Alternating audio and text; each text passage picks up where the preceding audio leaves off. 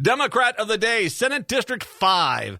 We are kind to be joined once again by A. John Peters. He is running for Minnesota Senate. Kind enough today to join us to talk about his campaign. John, how are you today? Hey, I'm enjoying the 5 minutes of sun we're getting today, and I'm up here, hoping to get all around the county and counties. Sorry, there's 5 of them. But it's all is good. Oh, good. We had a little more sun here. We had a little bit for a while, at least. Has it been a pretty cloudy day for you up there? Yeah, we had some hail a little bit earlier. We're supposed to get some stuff tonight.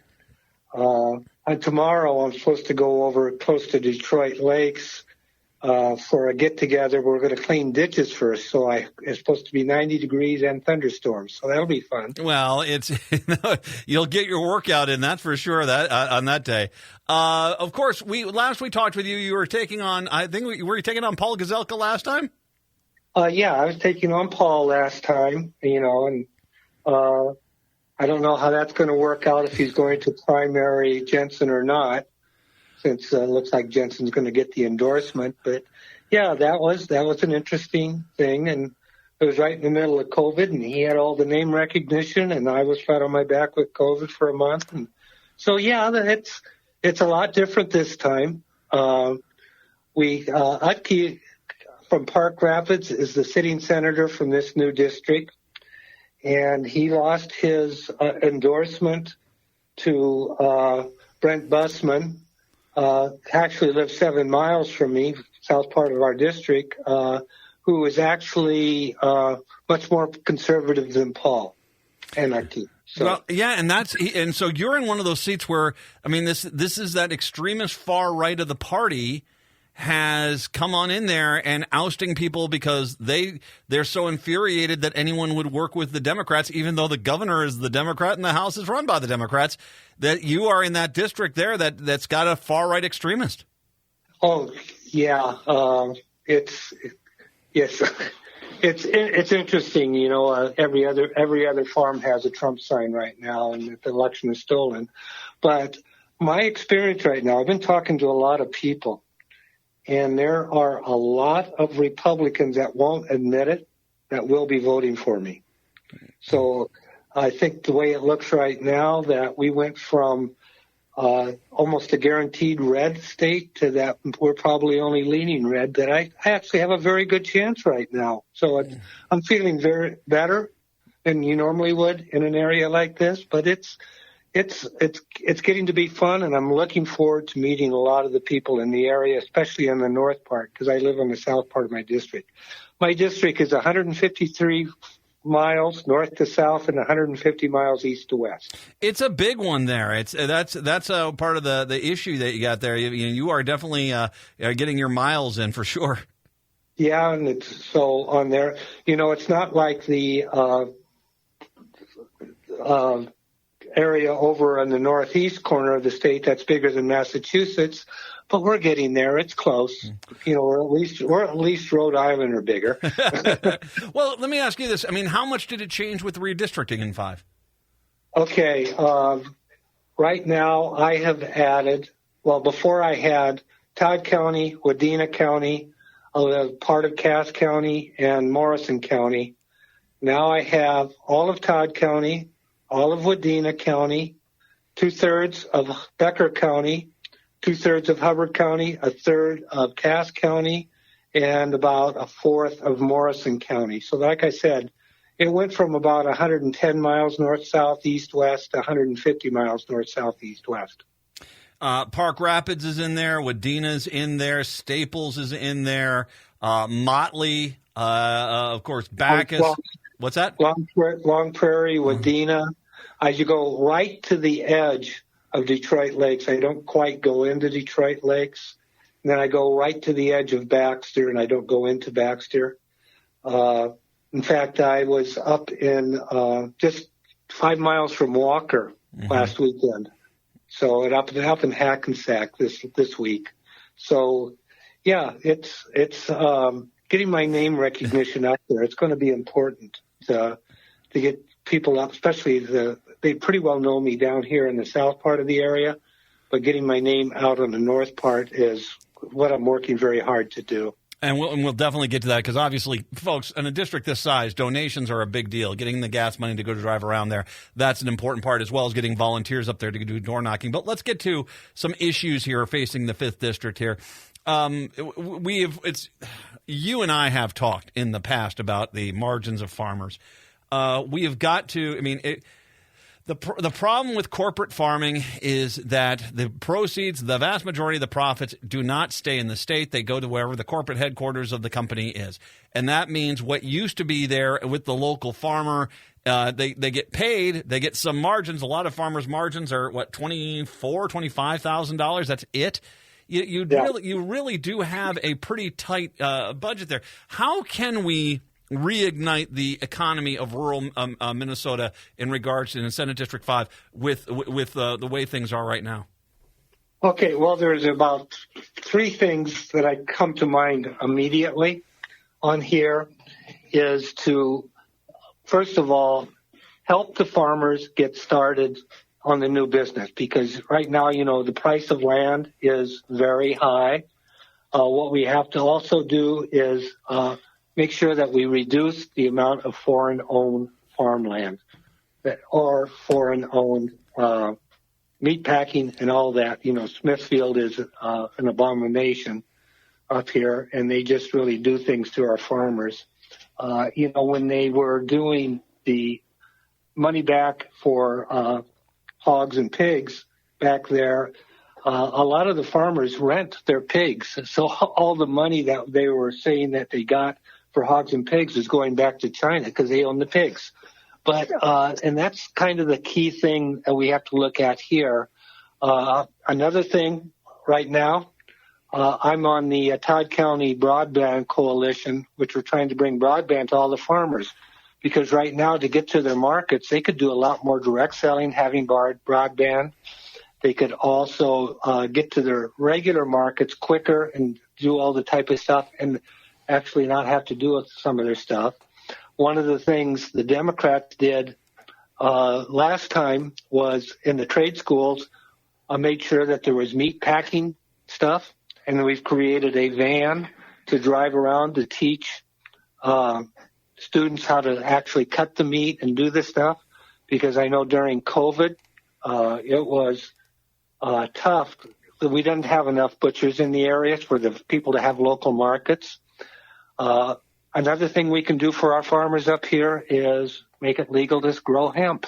Mm-hmm. Hemp is not a drug, and it's good for paper, it's good for ethanol, it's good for millions of things, rope, plastic. It's actually cleaner for the environment than the plastic type stuff. So if we can get that, and there's a few other crops that if we can get that require less tilling and less hardship on the ground to get it sold, we can probably help the farmers get more money per dollar than what they're getting right now with the corn, soybeans, potatoes, mm-hmm. and stuff like that. So it's just working with them. I've got 2 consultants for farming right now. One of them is a member of the Farmers Union, and the other is a member of the Farm Bureau on there. So they tend to be a little bit different politically. But I think important up here is for me to listen to the farmers and get their issues, make the right ditch regulations, make sure that we got the public right of way. So that's very important in this area. You bring up broadband, and one of the things, and once again, John Peters joining us, Minnesota Senate District 5, Democrat of the day. Broadband. The Democrats have been the ones, the DFL has been the ones that have been pushing for broadband across the state, not the Republicans. Republicans have always pared down this and tried to give very little money for this. Now you have Joe Biden himself coming on out there and saying, he looks at it as a utility issue in the same way that FDR looked at electricity. He's saying we need to get this in every part of the state. We are starting to see this change and go there, but the reality is that there's part of the problem is that there are just a lot of people in these districts that just, even if the Democrat comes here and say, hey, we're going to deliver this, they don't want to acknowledge or realize that the Democrat is there. How do we change people's minds when the help is coming to them? The people that are trying to help them are the Democrats, are the DFL, not the Republicans. How have you been able to convey that message? I have to talk to them face to face. That's the only way.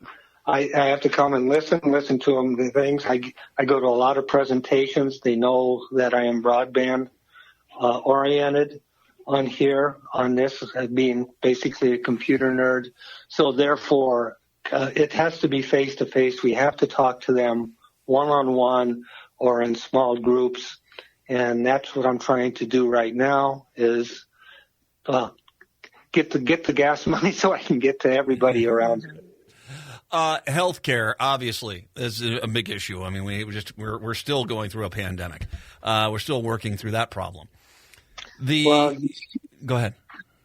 No, you realize that back in the late 90s, early 2000, I spent 200 days in the hospital, and the good Governor Pawlenty took away affordable insurance from me, so I had to start driving to the cities every day to get health insurance.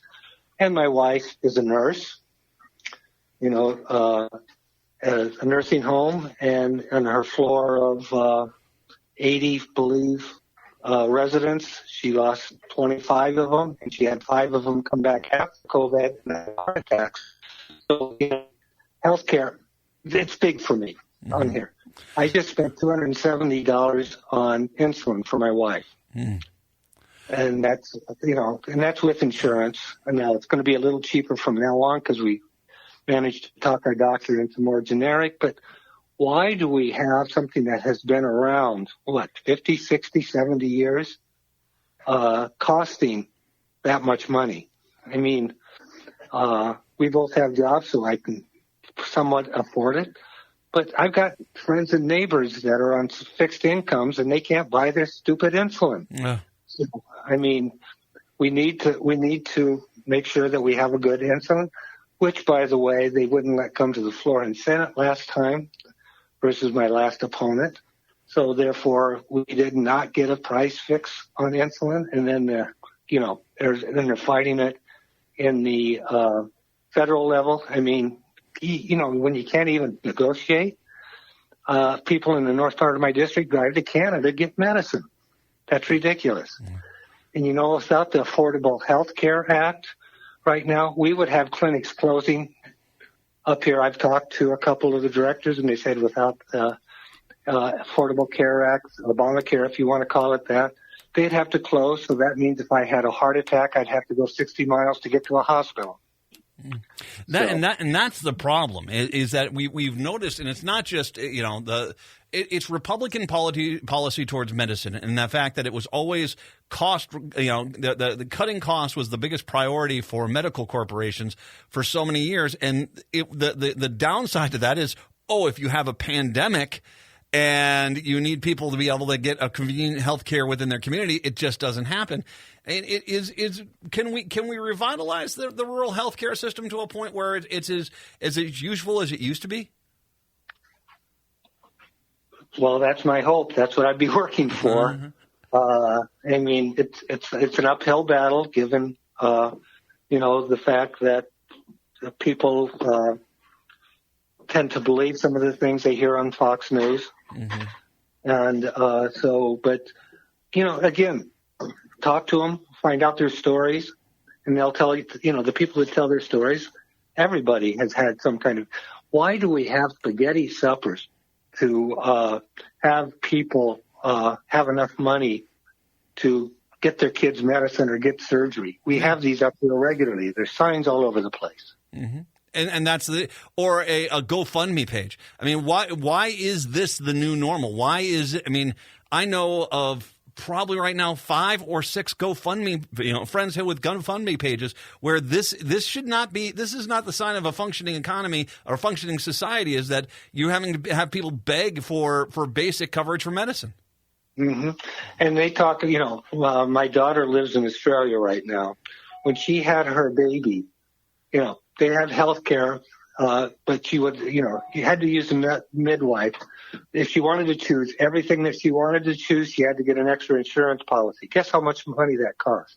$49 a month extra insurance so she could choose any doctor, any hospital in Australia. They don't want the right does not want these this little facts about single payer systems be out there, because if everyone, hey, I saw it when I was stationed in the military in Germany.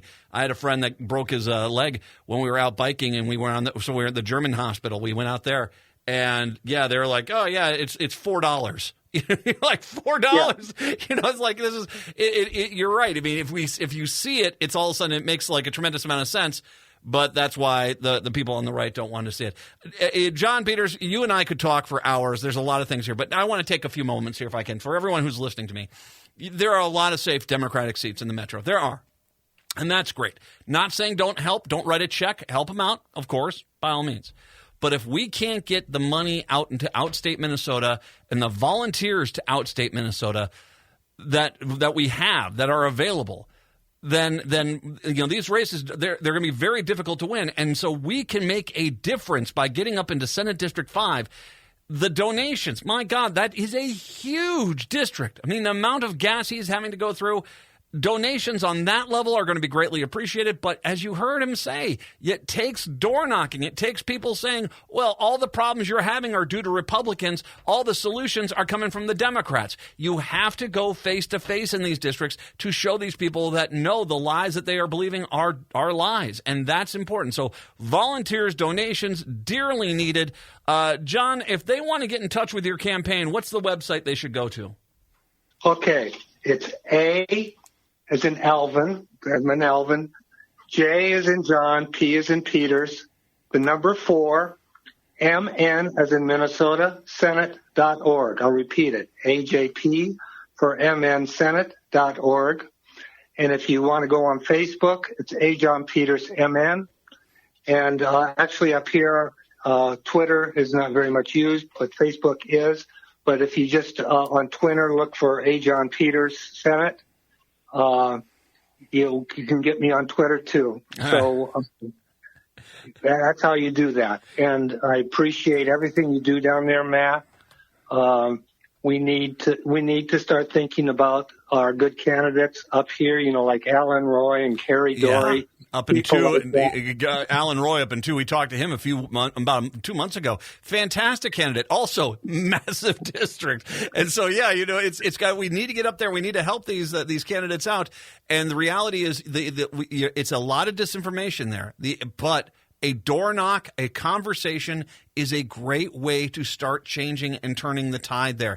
And reminder, as A. John Peterson mentioned at the beginning of this, the Republicans have put our far-right loon ball out there as their endorsed candidate. So this could be a pretty good pickup for the DFL if they can pick up Minnesota 5. That would be a heck of a pickup. So how about again? Once again, AJP, the number 4, MNSenate.org. I'll link to everything a little bit later on. Is that okay, John?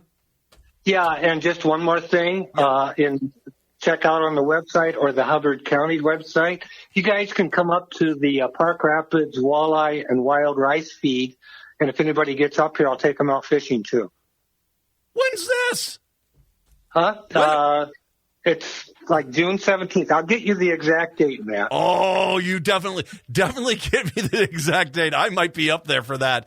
Oh, wow. I love the idea of that. And I'd love to go do some fishing with you, John. Okay. That'd be fun. A. John Peters, Minnesota 5. I'll link to everything a little bit later on. Democrat of the day. We'll take a break. Come on back. It's the Matt McNeil Show. Thank you very much, A. John. We'll take a break. Come on back. It's the Matt McNeil Show right here on AM 950.